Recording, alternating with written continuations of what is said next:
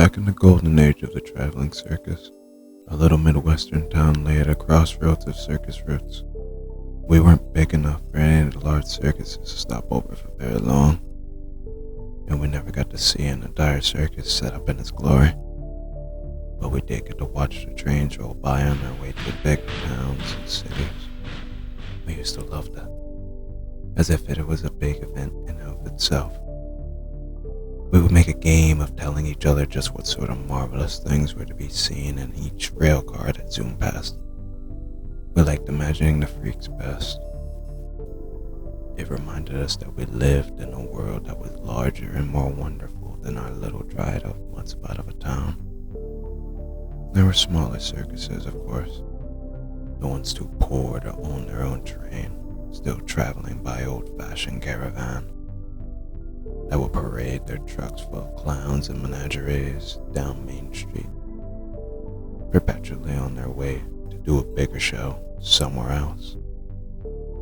About once a year, a caravan would set up outside of the town limits, and it would be wonderful, but we knew that a whole circus would be better. When we were kids, we used to joke about running away to join a circus, just to see a whole show. We like to think our little crossroads was where that joke started, and maybe it was. Of course, sometimes it wasn't just a joke. Sometimes folks actually did it. Maybe it would be a teenager who was having a rough time at home, or maybe a husband on the outs with his wife. Sometimes there would be a local ne'er-do-well who needed a quick exit from town. Usually, whenever that caravan came to town, someone would leave with it. The circuses and the caravan didn't just take folks away, though. Sometimes they left things behind. There is a particular gulch out in the hollow where an unnamed dirt road comes to a dead end that they all used to use as a dump. There were mounds of broken and useless props that had no acts left in which to be used, old and worn out costumes, banners reduced to rags, and the bones of sick animals that had been tied up and left there to die. There was even an ancient gypsy wagon, which had been the first and oldest cast-off to be abandoned in the gulch. The well-worn wood still held traces of brightly colored paint with which had been decorated ages ago.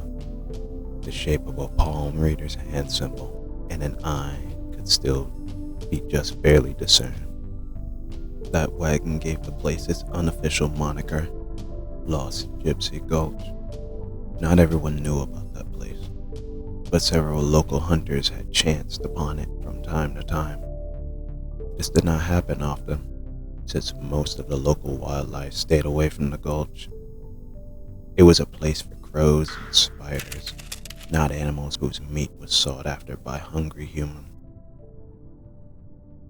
Those who had seen it would sometimes admit that the dump held an aura of menace that can unnerve even a brave man. I can attest to the truth of that statement. My own encounter with the dump in the gulch happened when I was just a teenager. In fact, the day it happened was my 16th birthday. I had heard a story about the place a few years before, and for some reason, I couldn't explain. I simply decided my 16th birthday was the perfect time to go exploring in Lost Gypsy Gulch. It took the better part of that Saturday morning to hike all the way out to that part of the hollow. As I walked the last quarter mile of the dirt road, which was so overgrown I could barely see it, save for the ruts. It was then that the sense of foreboding rolled over me like a train. When I caught sight of those moldering mounds of discarded circus artifacts, a cold lump settled in my stomach. Crows were perched everywhere, on the bits of boards and poles jutting out of the refuge, on the surrounding rocks, filling the trees, and on the gypsy wagon. There must have been hundreds of them, more than I had ever seen all at once. I knew they were just birds, but there was something ominous about the way they were just perched there, like they were waiting for something or someone.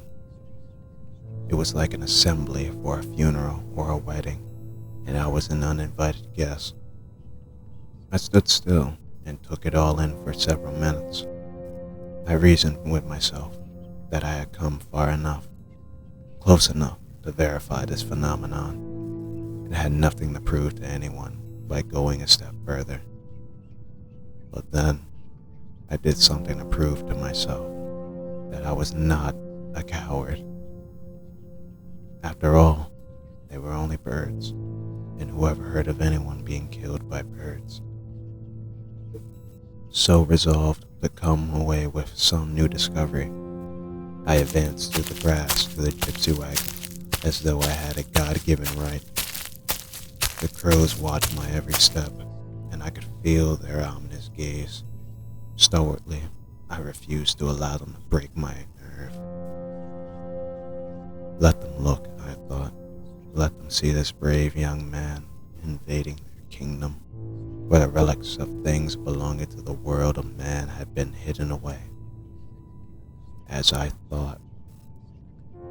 As I last drew near to the wagon, a line of crows which sat atop the length of it began to call sharply, and I was startled not only by the sound itself, but by the sudden realization that until that very moment they had been silent.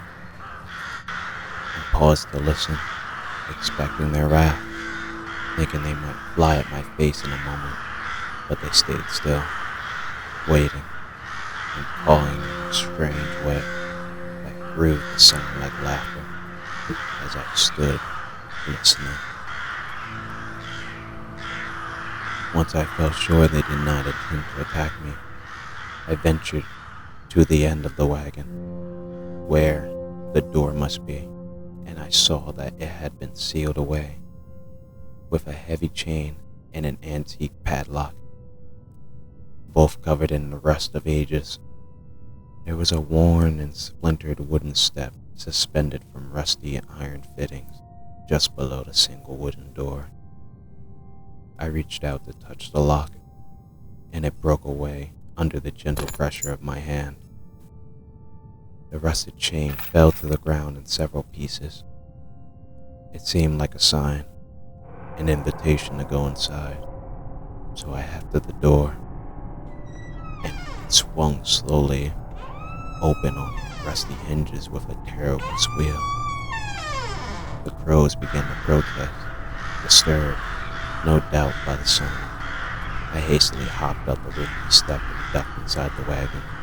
As my eyes adjusted to the sudden half-light, my nose detected the musty odor of ages of rot that had been sealed away. Small shafts of sunlight shot through a few holes in the roof, highlighting the rotting old furniture, tapestries, and bric-a-brac of a sideshow fortune teller, and one of them splashed itself across a peculiar shape in the far corner of the wagon. The light from above flickered as the crows crowded around the holes, spying on me. I slowly made my way to the far end, touching each ruined artifact, lifting them, examining them, defiling them with my audacity. Sticky black webs of fungus coated each object like fine lace, which pulled apart as they moved. At last, I came to the unknown shape at the front end of the wagon. The thing was propped up on cushions in an ornate wooden chair with 7 tapestries draped over it. It reminded me of a chrysalis I had dissected once in school. I grabbed the outer tapestry with 2 fingers and pulled. It pulled away with streamers of the black fungus. I did the same with the next tapestry, and the next 4 after that. As the remainder of the tapestry tore and fell aside, revealing the rest of the body. It was dressed in what appeared to be a blouse and skirt, with a jumble of beaded necklaces on the sunken chest.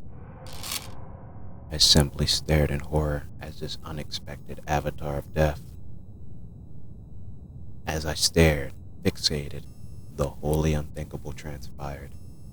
The corpse began to move. The head twisted around on that bony neck, turning its withered eyes towards me. The torso leaned forward and rose up on rotted legs. The withered arms reached for me.